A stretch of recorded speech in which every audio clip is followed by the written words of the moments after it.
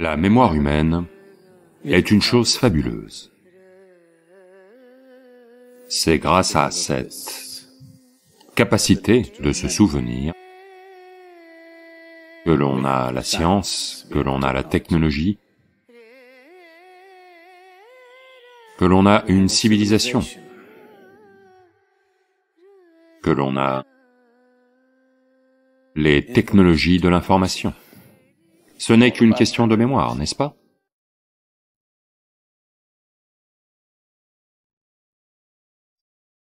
Mais en même temps, c'est la mémoire humaine qui est la source de toute servitude. Ce que l'on appelle le karma, c'est juste de la mémoire, à différents niveaux de la vie. La mémoire est comme un passage. Un passage peut s'ouvrir, mais il peut aussi se fermer.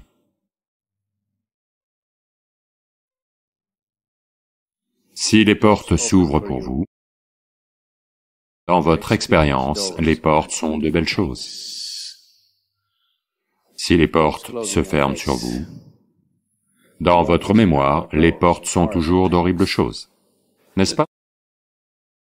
Dans votre vie, si les portes s'ouvrent à vous partout où vous allez, vous voyez les portes comme des choses vraiment merveilleuses. Mais si elles vous claquent toujours au nez, les portes sont une chose horrible. La mémoire est exactement pareille. La mémoire est ce qui nous a donné la capacité d'être informés. C'est parce que l'on est capable de s'informer sur diverses choses que beaucoup de belles choses ont eu lieu dans notre vie. Beaucoup. La base même de la civilisation, c'est la mémoire. Aujourd'hui, ce qui passe pour de l'apprentissage est simplement de la mémoire, n'est-ce pas? De la mémoire transmise de génération en génération. C'est comme cela que, si votre père savait faire un point, vous avez appris à faire le deuxième point. Et vos enfants ont appris le troisième point. C'est comme ça que les choses ont eu lieu. Mais si vous ne vous étiez pas souvenu du premier point, à réinventer la roue tout le temps, rien n'aurait eu lieu, n'est-ce pas? L'intelligence seule n'aurait pas conduit à la civilisation. La mémoire est importante. En même temps, la mémoire rend aussi votre vie répétitive. Pas réceptive, simplement répétitive. Quand vous portez un certain volume de mémoire en vous, la vie devient répétitive, automatique. Tout sentiment d'être humain, toutes les possibilités d'être spontané, toute possibilité d'explorer de nouveaux terrains dans sa vie, est oblitérée à cause de la mémoire. Comme je l'ai dit, c'est comme un passage. Tout dépend de s'il s'ouvre pour vous ou se ferme sur vous.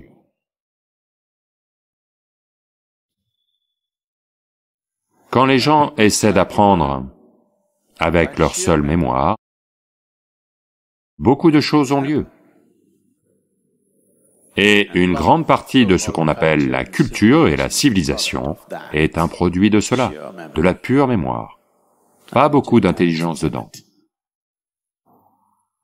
Ensemble, c'est une combinaison mortelle. La mémoire seule est simplement répétitive. Un des méditants Isha des États-Unis voulait venir en Inde. Pendant 4 ans, il n'a pas arrêté de planifier. Mais il a un chat qu'il aime.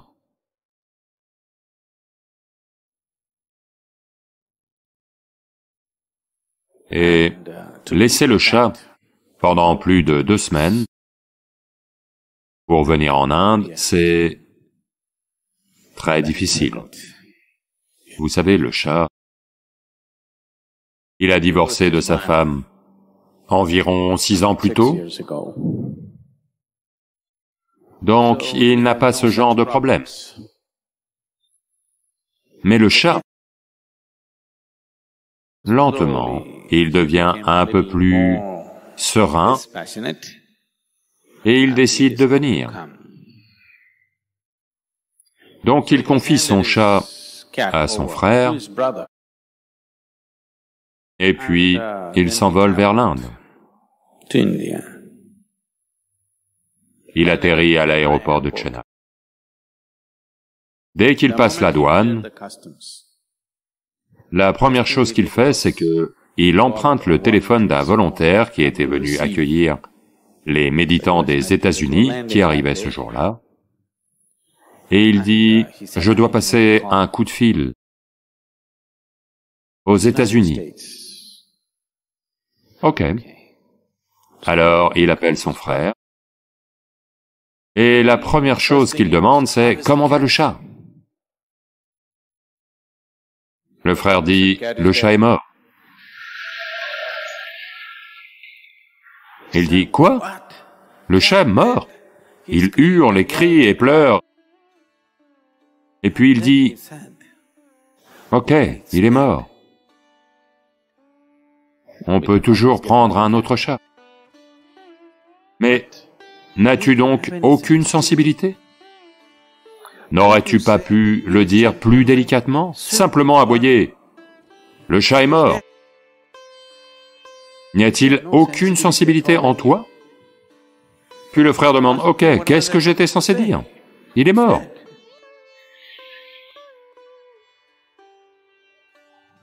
Je comprends qu'il est mort, mais n'aurais-tu pas pu dire quelque chose? Tu aurais pu dire, « Le chat est monté sur le toit, là il s'est mis à pleuvoir des cordes, il s'est retrouvé trempé, et tu as appelé les pompiers, et vous êtes monté, et vous l'avez descendu, et tu as fait tout le nécessaire.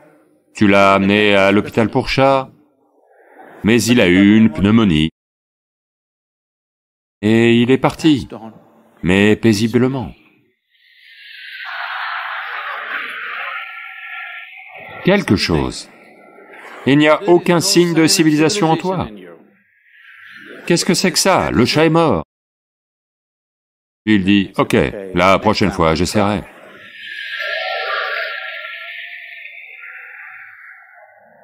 Puis il dit, « Ok, toi, comment ça va? » Il dit, « Ça va. » « Comment va maman? » « Eh bien, elle est montée sur le toit. »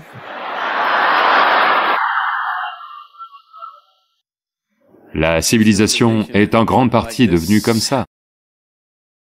Parce que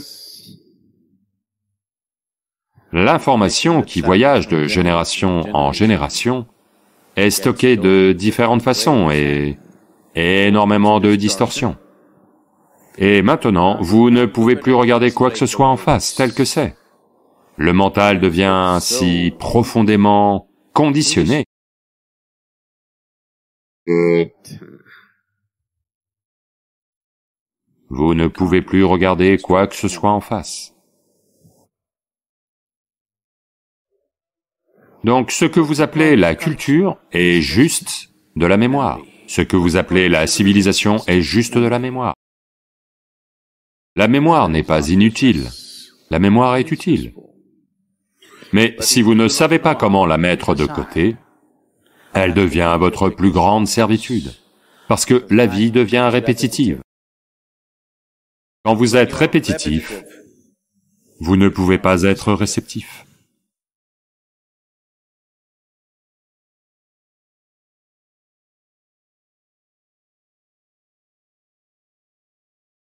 Sadhguru, l'introspection m'a conduite à diverses conclusions intéressantes dans ma vie. Mais comment savoir quand mon introspection commence à devenir un excès de pensée? Et comment est-ce que j'évite de devenir quelqu'un qui réfléchit trop? Parce que ça crée beaucoup de procrastination parfois. Oh, c'est une question populaire. Voyez, supposez que vous conduisiez. Au lieu de regarder à travers le pare-brise, si vous n'arrêtez pas de regarder dans le rétroviseur, je crois que vous devriez être en marche arrière, pas en dernière vitesse. Allô? Donc, toutes ces bêtises d'introspection vous sont arrivées avec les Anglais. Ils ont apporté ça. Dans ce pays, on ne croit pas à l'introspection. Parce que, voyez, vous essayez d'analyser votre propre pagaille. Ça ne va pas marcher comme ça. Si vous la tenez à distance, vous savez clairement ce que c'est, vous n'avez pas à y réfléchir, c'est comme ça. Disons que ce soir, vous voulez prendre un vol à l'aéroport de Delhi, vous y allez. Alors, l'heure de votre vol approche, mais il y a un énorme embouteillage. Quelle est votre expérience de l'embouteillage? Une profonde souffrance, bien que vous soyez peut-être assis dans la voiture de vos rêves, d'accord?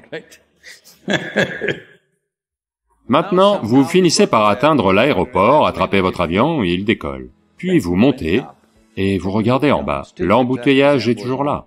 Il a l'air si beau. Des lumières blanches et des lumières rouges en enfilade. Vraiment beau. Vous avez vu ça? Oui.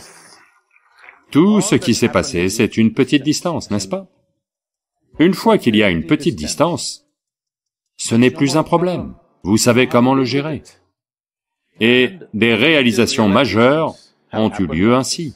Voyez, même maintenant, je sais que vous êtes ingénieur, mais si je vous demande de marcher sur cette scène et de déterminer si cette planète est ronde ou plate, quelle est votre expérience?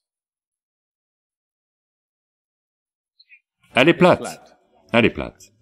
Ce débat aurait continué encore 1000 ans. Il a été tranché parce qu'on a commencé à traverser les océans.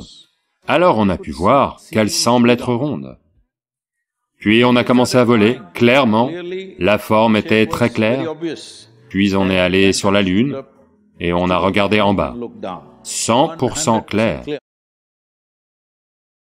Quelque chose de si simple, on ne pouvait pas le voir quand on marchait sur la planète, n'est-ce pas? C'est la même chose, la nature de votre mental, la nature des instruments de la vie, que sont le corps et le mental. En yoga, on ne voit pas le corps et le mental. Il y a un corps physique et il y a un corps mental. Parce que mental veut dire, malheureusement la vision européenne du mental c'est qu'il est situé ici. Non. Essentiellement, vous appelez quelque chose mental parce qu'il y a un certain volume d'intelligence et de mémoire. C'est cela que vous appelez le mental, n'est-ce pas? Vous souvenez-vous, il y a 5 générations, à quoi ressemblait votre arrière-grand-mère? Non. Mais son nez est sur votre visage. Oui ou non? Il y a 1 million d'années, comment étaient vos ancêtres? Vos cellules épithéliales se souviennent encore de la couleur de leur peau. Oui ou non? Donc, chaque cellule de votre corps contient 1000 milliards de fois plus de mémoire que votre cerveau ne pourra jamais traiter. Oui ou non? À l'instant, on parlait de l'usine chimique la plus complexe. Si vous regardez ce qu'une molécule d'ADN accomplit en 1 minute, toutes les usines de la planète ne peuvent pas, tous les ordinateurs de la planète, les superordinateurs de la planète, ne peuvent pas remplir autant de fonctions. C'est comme ça que ça fonctionne. Donc, à la fois en termes d'intelligence et de mémoire, est-ce réparti partout? Oui ou non? Au moins, votre système neurologique est réparti partout. Ça, vous pouvez le voir. Donc, le mental n'est pas à un seul endroit. Il y a un corps mental, il y a un corps de mémoire, il y a un corps physique, il y a un corps énergétique. Donc si vous ne regardez qu'un seul aspect de qui vous êtes et essayez de bricoler ça constamment, si vous ne savez pas comment faire fonctionner les autres choses et que les autres choses fonctionnent accidentellement, c'est comme quelqu'un qui essaie de conduire avec le frein à main. Beaucoup de gens le font. Ils ne réalisent pas, ils pensent appuyer sur l'accélérateur, elle va avancer. Non, elle pourrait prendre feu. Une voiture peut prendre feu si vous roulez avec les freins serrés. En ce moment, la plupart des gens sont comme ça. Parce qu'ils sont allés à l'école ou à l'université, maintenant, un petit peu d'intellect a été enflammé avec toutes sortes d'informations extérieures. Avec ça, ils font toutes sortes de choses et d'introspection. Qui introspecte qui? Tout ça, ce sont des idées occidentales qui ont apporté d'immenses souffrances aux êtres humains, immenses. Le processus psychologique est une conséquence du type de données que vous avez accumulées et comment vous les traitez, n'est-ce pas? Si vous les mettez un peu de côté, elles n'ont pas d'impact sur vous. Quand vous le voulez, vous devez les utiliser. Quand vous ne les voulez pas, vous devez les garder de côté. Mais en ce moment, les gens pensent qu'ils pensent tout le temps. Ce que vous appelez de l'introspection, je suis désolé si je vous offense d'une quelconque façon, ce n'est pas mon intention, vous le savez. C'est une espèce de diarrhée mentale. Ça n'arrête pas. Vous lui donnez toutes sortes de noms, mais fondamentalement, voyez, penser veut dire que, consciemment, vous utilisez votre processus de pensée pour aller dans une certaine direction, c'est ça, penser. Si simplement ça n'arrête pas, c'est de la diarrhée, n'est-ce pas? Donc, vous devez faire la différence entre les deux. Est-ce un processus de pensée conscient ou est-ce simplement hors de contrôle? C'est très important. Donc, introspection veut dire regarder la vie dans le rétroviseur. Vous êtes encore une jeune femme. Mais si vous faites de l'introspection, vous allez déjà sentir que vous vivez trop longtemps. Oui. La chose la plus intelligente d'après les gens, vous savez, Shakespeare a trouvé ça. Être ou ne pas être. C'est censé être la question la plus intellectuelle. Dites-moi, si vous êtes extatique, allez-vous penser être ou ne pas être? Il n'y a que si vous êtes malheureux, que si vous trouvez que la vie est pesante, qu'alors vous allez penser être ou ne pas être, n'est-ce pas?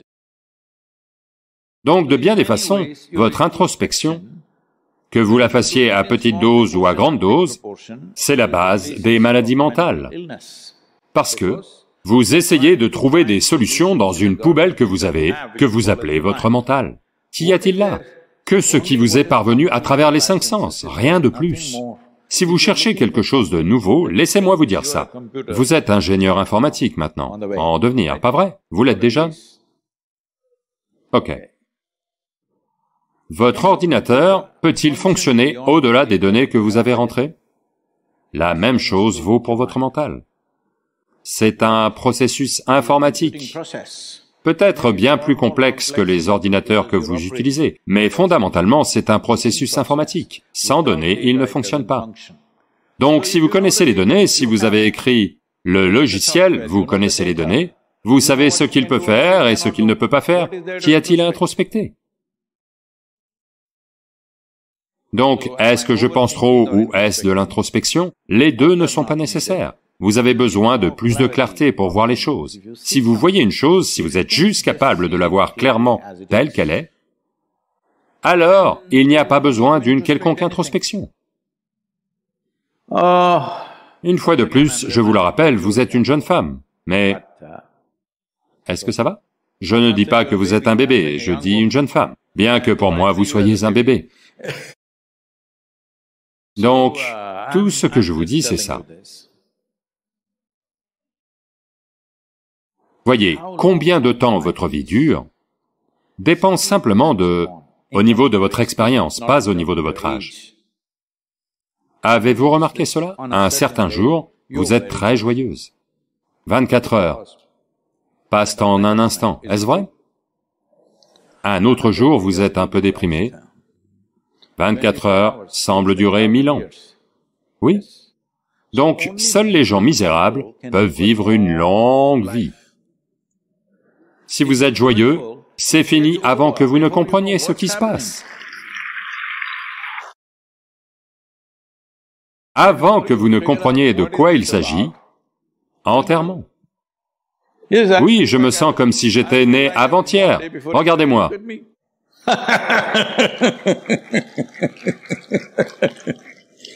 Donc, le problème, c'est cela.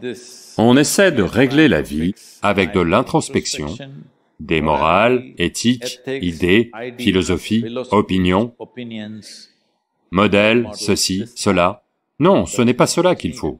Ce qu'il faut, c'est que cette vie doit avoir lieu de façon exubérante, au pic de ce qu'elle peut atteindre. Elle doit faire des étincelles. Si vous faites des étincelles tout le temps, physiquement vous allez être bien, votre génie va faire des étincelles, tout aura lieu.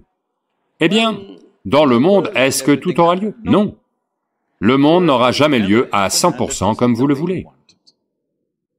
Comme vous êtes tous les trois jeunes, je vous le dis, et beaucoup d'entre eux sont jeunes, je vous le dis, parce que beaucoup d'entre vous sont dans ce rêve, que vous allez trouver cette personne idéale, personne parfaite dans votre vie, homme ou femme ou n'importe. Je n'essaie pas de détruire toute la romance, je vous dis juste que vous allez être profondément déçus. Parce que beaucoup de gens disent qu'ils viennent de Mathura. Krishna, l'homme le plus fantastique, mais ces femmes se plaignaient constamment. Pas parce qu'il y a quelque chose qui cloche chez lui, parce que dans la nature même de l'existence, personne dans ce monde n'aura lieu exactement comme vous le voulez. Oui ou non?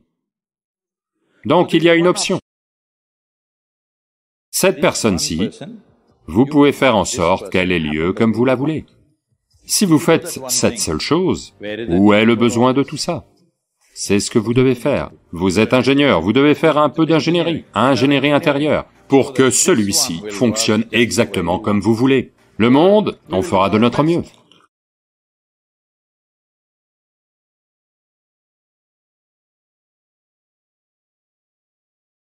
Être joueur a toujours été vu comme de l'irresponsabilité. Oui, vous savez, dès votre enfance, et probablement qu'à vos enfants vous le faites aussi, s'ils sont juste joueurs, vous pensez que c'est irresponsable. La façon la plus responsable de vivre, c'est d'être comme dans un jeu avec la vie. C'est absolument irresponsable de marcher sur cette planète en faisant la tête. Oui ou non? N'est-il pas absolument irresponsable de marcher alentour en étant malheureux? Oui, c'est la chose la plus irresponsable que vous puissiez faire. Donc, être dans le jeu n'est pas de l'irresponsabilité. Être dans le jeu, c'est être très responsable et répondre à la vie. Il n'y a que quand vous êtes dans le jeu que vous pouvez le faire. Quand vous êtes sérieux, le monde n'existe pas pour vous, vous et vos bêtises. Oui. Quand vous êtes sérieux, il n'y a que vous et vos bêtises. Le monde et les autres vies n'existent pas pour vous. Il n'y a que quand vous êtes dans le jeu que vous pouvez prêter attention à tout. Vous ne pouvez vraiment répondre à tout dans le monde que si vous êtes dans le jeu. Autrement, vous ne pouvez pas. Le simple fardeau de la chose va vous tuer. Donc, être dans le jeu n'est pas une philosophie que vous devez développer. Je vais être dans le jeu, je vais être dans le jeu. Non. La science vous dit que toute l'existence n'est qu'une danse d'énergie. Il semble que les forces qui créent cette existence soient toujours dans le jeu. Toujours dans cette culture, la création a été décrite comme le jeu de Dieu. Quand ils ont dit le jeu de Dieu, beaucoup de gens pensants se sont dit « Oh, cet idiot joue avec ma vie, c'est pour ça tous ces malheurs. » Les forces de la création jouent en permanence. Si elles arrêtent de jouer, vous êtes fini. Oui. Toutes les forces de base ici, dans le corps lui-même, elles doivent jouer à fond. Alors seulement, tout va bien. Si elles arrêtent de jouer, ou si elles refusent de jouer, vous êtes cuit, vous êtes fini. Donc le jeu n'est pas que dans votre attitude. Ce n'est pas votre attitude, c'est l'attitude du Créateur, c'est l'attitude de la création. Si vous êtes en phase avec la création et le Créateur, être dans le jeu est très naturel. Il n'y a que quand vous n'êtes pas en phase avec ça, quelque part, vous avez été totalement asservi par votre processus mental, vos pensées, vos opinions, vos idéologies, vos choses bien et mal, vos morales, qu'alors seulement vous perdez votre caractère joueur. Si vous êtes en phase avec la vie, si vous êtes en phase avec la création ou le créateur, vous seriez naturellement dans le jeu. Vous avez commencé à ignorer la grande création et êtes devenu trop attaché à votre petite création qui a lieu ici. C'est pour ça que tout jeu a disparu. Si vous êtes en phase avec la grande création, il n'y a pas d'autre façon d'être, vous serez dans le jeu. Seul celui qui est dans le jeu peut vraiment s'attaquer aux problèmes du monde, sans être affecté par eux, et en faisant de son mieux pour les régler. S'il ne sait pas comment être dans le jeu, ces problèmes vont juste l'engloutir. Les problèmes qui existent dans le monde ne sont pas simples. Si vous essayez de vous y attaquer sans l'attitude joueuse nécessaire en vous, ne pensez jamais que vous allez résoudre les problèmes. Vous allez juste vous faire engloutir par les problèmes. C'est tout ce qui va se passer. Ils ont englouti tout un tas de gens, n'est-ce pas? Des tas de gens ayant de bonnes intentions. Ne les ont-ils pas engloutis? Ne les ont-ils pas avalés, les problèmes du monde? Des tas de gens avec de très bonnes intentions ont juste été, petit à petit, dévorés par les situations existantes. Vous ne pouvez les gérer que si vous êtes vraiment dans le jeu. Autrement, tout sera problématique. Si vous maintenez juste quelques heures d'attitude joueuse par jour dans ce que vous faites, vous verrez, même votre corps physique va commencer à bien mieux fonctionner. Votre quota de sommeil va baisser, et la méditation devient un processus naturel pour celui qui est dans le jeu. Parce que dès que vous êtes dans le jeu, vous n'êtes pas empêtré dans les choses que vous faites. Quand vous n'êtes pas empêtré en elles, vous n'accumulez pas de karma, vous faites du yoga. Le processus de la vie n'enchevêtre pas, le processus de la vie est devenu libérateur. Donc vous ne faites plus du karma, vous faites du yoga à travers l'activité que vous effectuez. Une fois que vous faites du yoga toute la journée, à coup sûr, tout devrait s'améliorer, n'est-ce pas? Pour un débutant qui n'est pas encore accompli, l'activité est nécessaire. Et si vous ne faites pas en sorte que l'activité soit comme un jeu, l'activité tue. Toujours. Peu importe le type d'activité. Il y a différentes façons de traverser une situation, vous savez. Le Mahabharata en est une formidable illustration. Comment différents êtres humains traversent les mêmes situations. Parce que tout ce que Krishna traverse, à plus petite échelle, les gens autour de lui le traversent. Comment il le traverse et comment lui le traverse, comment différents types de personnes le traversent, les mêmes situations. Le Mahabharata est un formidable document là-dessus. Comment différents types de personnes à différents niveaux de conscience existent et traversent les mêmes situations. Quand il y a un problème, vous voyagez ou vous êtes au bureau, un problème survient. S'il y a 10 personnes, comment ces 10 personnes vivent-elles ce petit problème qui est survenu? L'un va s'arracher les cheveux et paniquer, un autre va bondir sur quelqu'un, un autre se frappe la tête, un autre regarde ce qu'il peut faire, un autre... Voyez-vous ces choses avoir lieu? La même situation donnée. Donc fondamentalement, c'est ce qu'est le Mahabharata.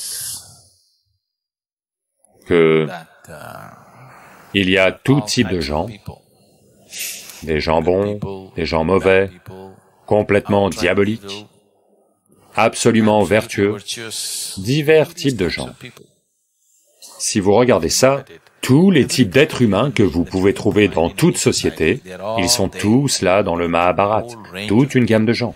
Des avides, des absolument altruistes, des peureux, des braves, des guerriers vaillants, des lâches, tous les types sont là. Et ils sont tous soumis à un drame intense. Et vous regardez l'expérience de chacun. elle est très différente, et leur façon de gérer les choses est très différente, et où est-ce qu'ils atterrissent à la fin est très différent. Dans tout ce cirque, parmi tous ces gens, Krishna est celui qui traverse le maximum de choses, mais intouché. Parce que, il a dit, ce qui veut dire d'abord s'établir dans le yoga et ensuite agir. Si vous agissez sans vous établir dans le yoga, alors votre action va devenir un enchevêtrement, peu importe ce que vous faites. Des choses simples que les gens entreprennent dans leur vie. Après tout, pour la plupart des gens, 95% des gens dans le monde, tout ce qu'ils entreprennent, c'est juste de gagner quelque chose pour leur survie, procréer, élever leurs enfants, c'est tout.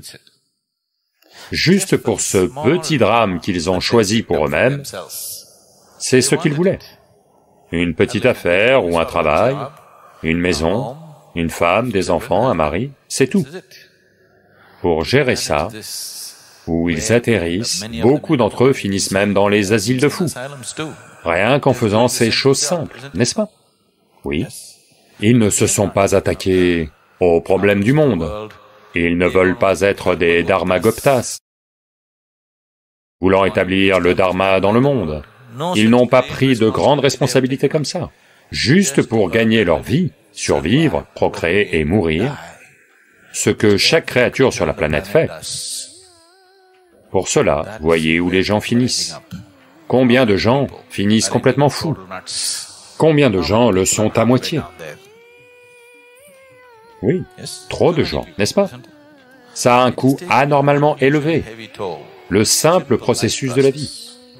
Ce n'est pas nécessairement le cas, mais malheureusement, ça se passe comme ça pour beaucoup de gens, simplement parce que il n'y a pas de jeu dans leur façon d'exister. Il n'y a pas de jeu dans leur façon de vivre. Ils sont trop mortellement sérieux. Maintenant, ces deux choses semblent contradictoires. À un niveau, on parle de passion intense, de dévotion, à un autre niveau, d'attitude joueuse. C'est tout le truc. Si c'est la passion, elle doit vous faire brûler. Si vous êtes tiède, vous ne saurez pas ce que c'est. Elle va juste vous torturer, vous n'en verrez pas les bienfaits. Vous devez vraiment brûler. Autrement, vous ne saurez pas du tout ce que c'est. Si vous voulez emprunter la voie de la dévotion et que vous voulez aussi vous sauver, ça ne marche pas. L'idée de la dévotion, l'idée de choisir la voie de la passion, c'est que vous voulez brûler tout ce qui est en vous, pour que seul ce qui vous passionne, ou ce à quoi vous êtes dévoué, existe en vous. Ce que vous appelez « moi » est brûlé dans le simple processus. C'est... Pour un mental pensant, cela semble autodestructeur. Mais, à moins d'être prêt à brûler le limité, une autre possibilité n'apparaît jamais en vous. Pour que vraiment l'autre possibilité vous touche, vous devez vraiment brûler.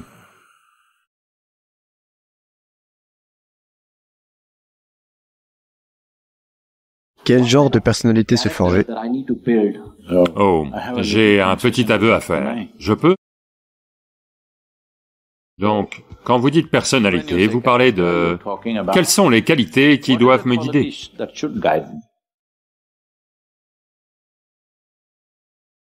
Si vous êtes un être humain joyeux et sensé, vous ferez ce qu'il y a de mieux. Prenez juste soin de cette seule chose.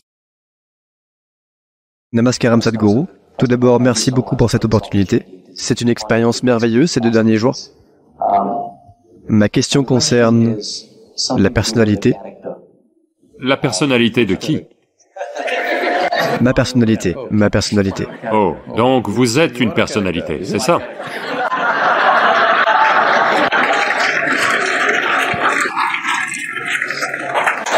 Être une personnalité est un peu mieux qu'être une créature. C'est sûr. Donc, je viens d'une famille modeste. Mon père était chauffeur de poids lourd. Je suis né et j'ai grandi dans des Les bidonvilles. chauffeurs de poids lourds ne sont pas des conditions modestes. Qu'est-ce qu'il dit?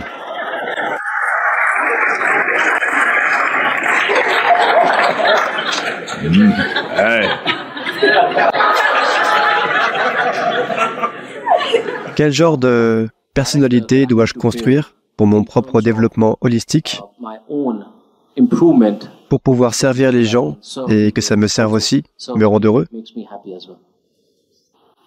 Veuillez vous asseoir. Merci.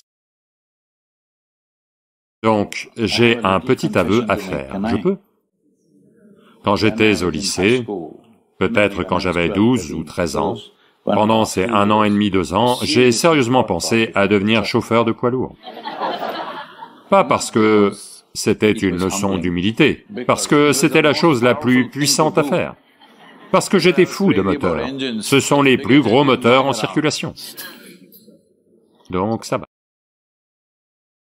Eh bien, voyez, en surface, si nous nous regardons, celui-ci aime une chose, celui-là aime autre chose. Il n'y a pas 2 personnes qui aiment exactement les mêmes choses. Comment en êtes-vous arrivé là? Pourquoi est-ce que l'un aime ceci et l'autre aime cela? L'exposition.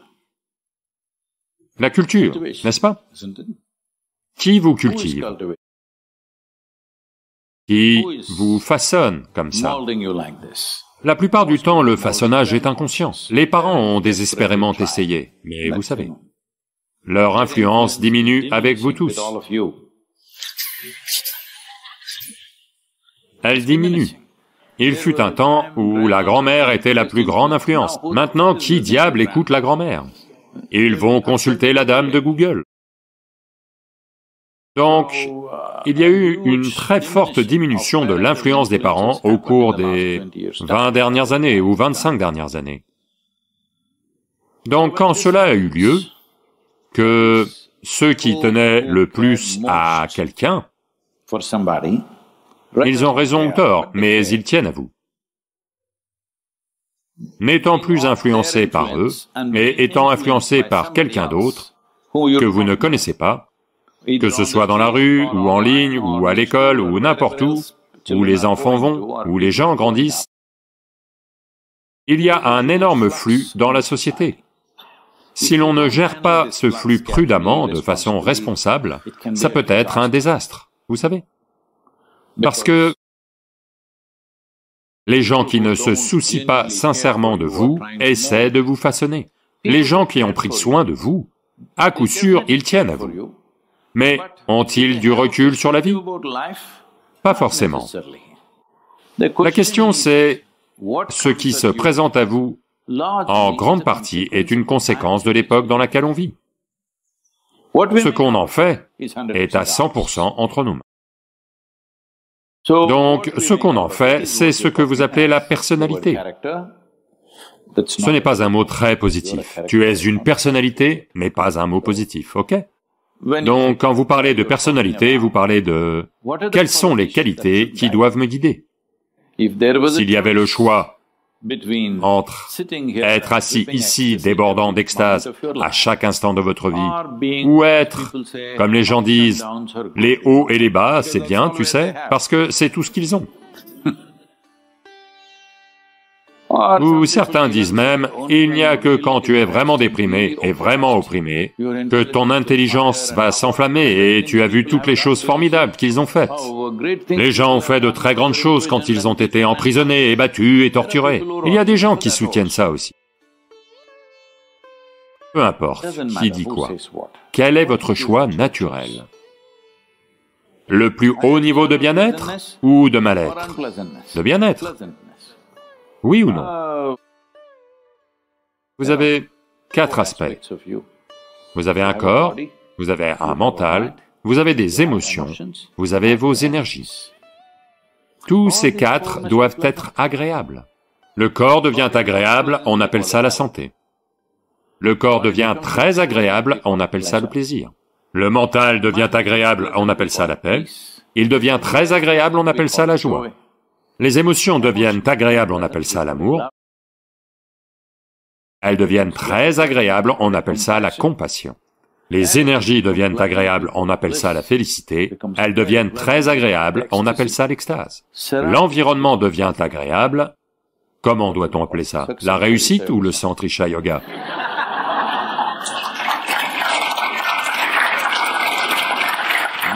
Non, non. Je vous dis ça parce que pour créer un environnement agréable, il faut beaucoup de travail. C'est une énorme quantité de gestion. Il faut constamment y faire quelque chose. Donc, créer de l'agrément autour de vous dépend de diverses personnes, diverses choses. En ce moment, on est assis ici. Si l'un d'entre vous pète les plombs, vous pouvez créer une atmosphère désagréable, d'accord? Mais le bien-être du corps, du mental, des émotions et des énergies est à 100% votre affaire, n'est-ce pas? N'essayez pas de vous forger une personnalité, vous comprenez? Parce que vous allez devenir une personnalité. Si vous devenez une très forte personnalité, vous allez devenir une caricature. Voyez, je veux que vous regardiez ça. Quelqu'un, quand vous étiez un enfant, quelqu'un autour de vous avait une très forte personnalité. Vous le regardez et vous dites, c'est une caricature, n'est-ce pas? Ou une créature. Ce sont différents niveaux de développement. Oui ou non? Quelqu'un fait preuve d'une très forte personnalité, personne ne peut supporter ses bêtises. Donc ne devenez pas une personnalité. Si vous êtes un être humain joyeux et sensé, vous ferez ce qu'il y a de mieux. Qu'allez-vous faire? Eh bien, on n'est pas arrivé par le même chemin. Nos compétences et nos capacités sont différentes. On va agir en fonction de ça. Peut-être que vous ne pouvez pas faire ce que quelqu'un d'autre fait, peu importe. Vous allez faire de votre mieux parce que, quand vous êtes naturellement joyeux, vous n'êtes pas un obstacle dans votre propre vie. Vous n'êtes pas le problème dans votre vie. Vous n'êtes jamais le souci. Cette seule chose, vous vous en assurez que dans votre vie, vous n'êtes pas le problème. Il y a d'autres problèmes, des milliers. Si vous avez 1000 problèmes par jour, ça veut dire que vous faites beaucoup de choses, c'est bien. Mais je ne suis pas le problème. Dès que vous devenez stressé, dès que vous devenez tendu, dès que vous devenez malheureux, dès que vous vous mettez en colère, vous êtes devenu le problème, n'est-ce pas? Veillez juste à cette seule chose, vous n'avez pas besoin de personnalité.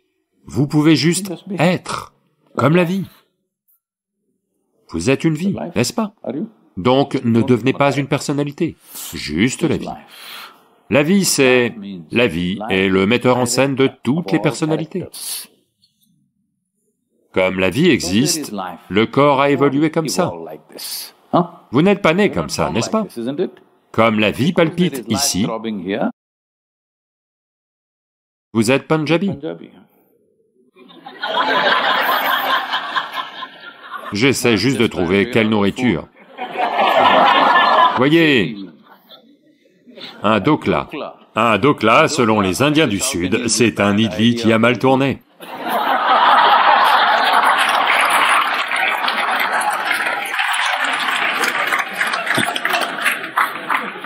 Mais vous ne ressemblez pas à un dokla. Vous mangez un dokla et il devient vous. Donc pourquoi cela? Parce que la vie palpite, n'est-ce pas? Quoi que vous mettiez dans celui-ci, il devient comme ça. Il y a des instructions génétiques et évolutives et tout ça, mais le reste est fait par l'intelligence que vous appelez la vie. Donc la garder pleinement vigoureuse est la chose la plus importante que vous devez faire. Ne forgez pas une personnalité. Si la vie est pleinement activée, voyez, si votre corps est pleinement actif, il va se comporter d'une certaine façon. Seul votre intellect est pleinement actif, vous allez vous comporter d'une autre manière. Seules vos émotions sont actives, vous allez vous comporter d'une autre manière. Mais si cette vie est pleinement active, elle ne va rien faire qui va à l'encontre de la vie, n'est-ce pas?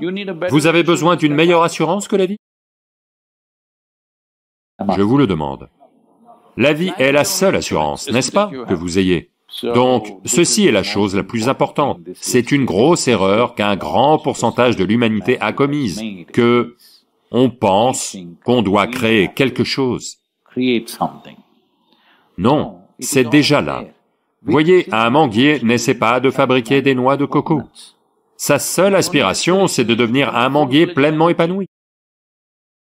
Pour cela, à l'extérieur, il y a de nombreux obstacles. Peut-être qu'il n'y a pas d'eau, peut-être qu'il y a une vache affamée, peut-être autre chose, tout ça. Mais sa seule aspiration, c'est de devenir un manguier pleinement épanoui. C'est tout. Votre aspiration, c'est de devenir une vie pleinement épanouie, pleinement activée. Est-ce que toutes ces vies vont s'exprimer de la même manière? Jamais. Chacune va trouver sa propre manière, mais tant qu'elles ne sont pas une vie constipée, elles sont une vie pleinement activée. Ça va. Parce que si vous concevez votre personnalité d'une certaine manière, vous allez aussi attendre d'elle une certaine personnalité. Oui ou non? Inévitable, n'est-ce pas? Voyez, je me conçois d'une certaine façon et je dis, ma personnalité c'est ça. Maintenant, quelle est sa personnalité? Elle doit correspondre à mon modèle de personnalité, autrement, elle ne va pas être acceptée. Ne vous faites pas ça à vous-même ou à quiconque.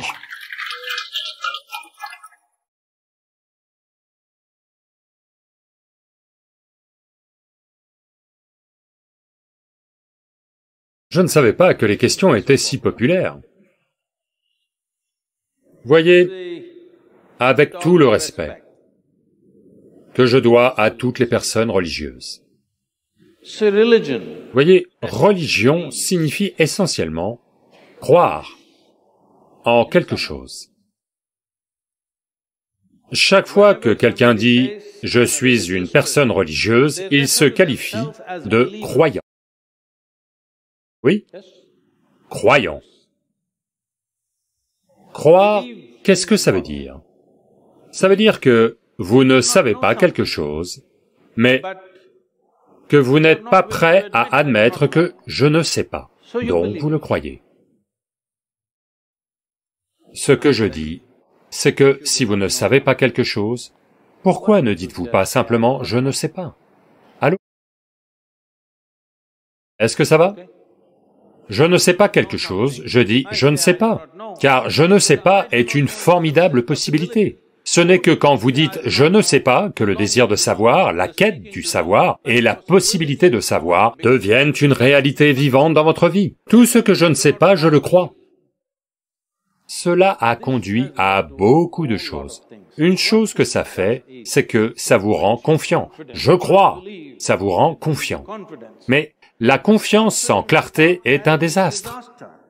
C'est un désastre qui se manifeste dans le monde à de très nombreux niveaux. Les gens qui ne savent pas une fichue chose, qui ne voient pas ce qu'il y a devant eux, ils sont super confiants. C'est dangereux. Si vous n'y voyez rien, vous devez au moins être hésitant. Allô? Si vous n'y voyez rien, vous devez au moins être hésitant. Vous n'y voyez rien, mais vous êtes confiant. C'est ce que la croyance vous donne, de la confiance sans clarté. Comment en arrivez-vous à votre croyance? Il y a de nombreuses façons. Puis-je vous raconter une blague? C'est ok? C'est une question sérieuse. Vous êtes ok? Vous avez l'air tellement sérieux, vous me faites peur. Ceci est arrivé à New York. Un garçon de 8 ans rentre de l'école dans l'après-midi. À la maison, il a une mère très progressiste. Évidemment, elle est célibataire. Il rentre à la maison et demande, « Maman, est-ce que Dieu est un homme ou une femme ?» Voyez, c'est un grand débat en Amérique. Dieu est-il un homme ou une femme est un très grand débat en Amérique. Vous savez que lors des dernières élections, ils ont essayé de régler la question, et vous savez ce qui s'est passé. La mère réfléchit, étant une femme progressiste, elle réfléchit à tout, tous ces débats sur le genre qui ont lieu dans le pays, et après mûre réflexion, elle dit « les deux ». Alors le garçon entre dans une profonde réflexion. Au bout d'un moment, il revient et demande « Maman, est-ce que Dieu est noir ou blanc ?» Vous savez que lors des précédentes élections, ils ont tenté de régler cette question? Parce que les questions raciales sont un très grand sujet. Elle réfléchit à toutes les polémiques sur la race qui ont lieu dans le pays. Après beaucoup de réflexions, elle dit « les deux ». Alors le garçon entre dans une profonde réflexion. Après mûre réflexion, il revient et demande, « Maman, est-ce que Dieu est hétéro ou gay ?» Elle réfléchit à toutes les polémiques sur cet aspect de la vie, et elle dit, « Les deux. » Alors le garçon saute de joie, « J'ai compris, c'est Michael Jackson !»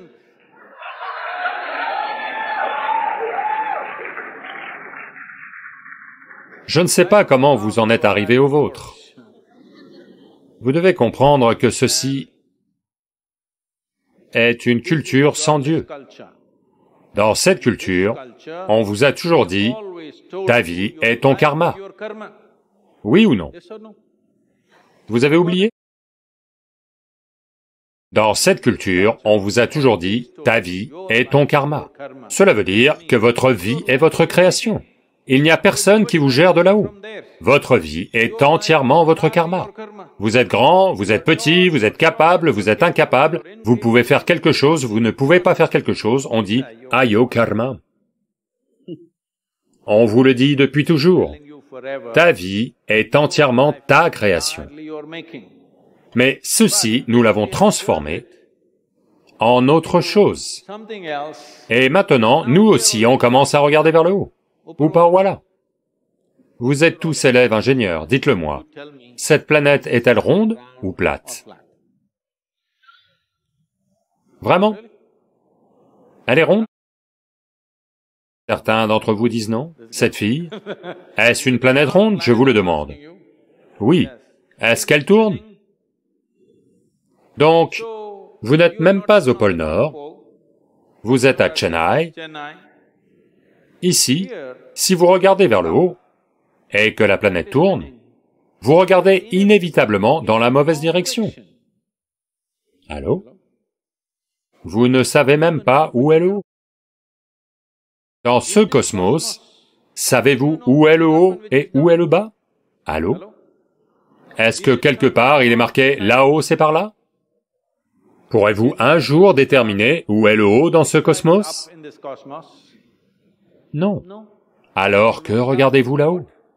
Quand vous ne savez même pas où est le haut, comment savez-vous qui est là-haut? Cela revient-il à dire que j'ai créé l'univers? Non. De toute évidence, avant que vous et moi n'arrivions, tout était là, n'est-ce pas? Donc maintenant, vous devez au moins dire « je ne sais vraiment pas ». Le problème, c'est que l'un est théiste, l'autre est athée. Ce ne sont pas des personnes différentes, juste des tenues différentes, les mêmes bêtises. L'un croit ce qu'il ne sait pas de façon positive, l'autre croit ce qu'il ne sait pas de façon négative.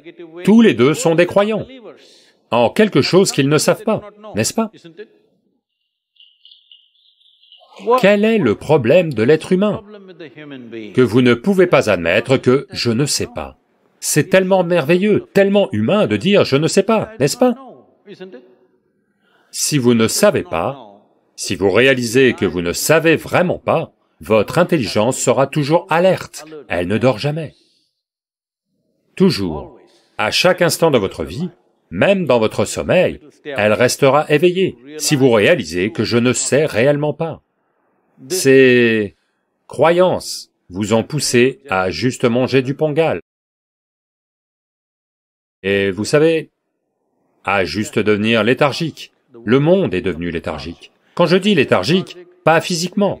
L'intelligence est devenue léthargique, parce qu'il croit quelque chose. Tout le monde croit en des bêtises.